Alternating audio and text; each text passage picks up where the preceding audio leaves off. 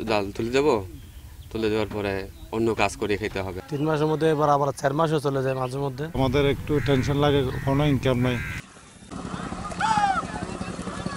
রাঙামাটির কাপ্তাই লেকে কার্প জাতীয় মাছের উৎপাদন বাড়াতে প্রতি বছর 25 এপ্রিল মধ্যরাত থেকে 24 জুলাই পর্যন্ত বন্ধ থাকে সব ধরনের মাছ ধরা। মধ্যরাত থেকে শুরু হচ্ছে এই কর্মসূচি।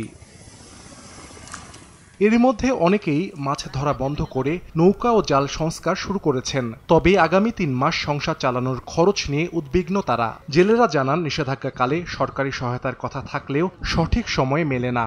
25 তারিখের মাছ ধরা পদ্ধতি দিতে আছে, এরে মাছ নাই, আমরা এরা কি করবো? এখন এরা জালটারে এরা কাজ করতে আসি। জাল তুলে দেবো, তুলে দেওয়ার পরে অন্য কাজ করে খেতে হবে। 3 মাসের মধ্যে এবার আবার 4 মাসও চলে যায় মাঝে মধ্যে। আমাদের একটু টেনশন লাগে, কোনো ইনকাম নাই। 1, 2, 3 ঢাকায় জমি জিতে নিন 100% ক্যাশব্যাক সহ 20 কোটি টাকার পুরস্কার।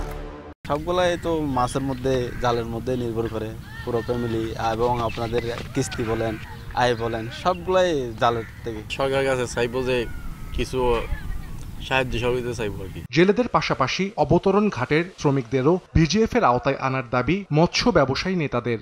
স্থানীয় এমপি মহোদয়, জেলা প্রশাসক মহোদয় এবং মৎস্য মন্ত্রণালয় থেকে ওনাদেরকে যেন আমাদের মৎস্যজীবীদের মতো ভিজিএফ দেওয়া।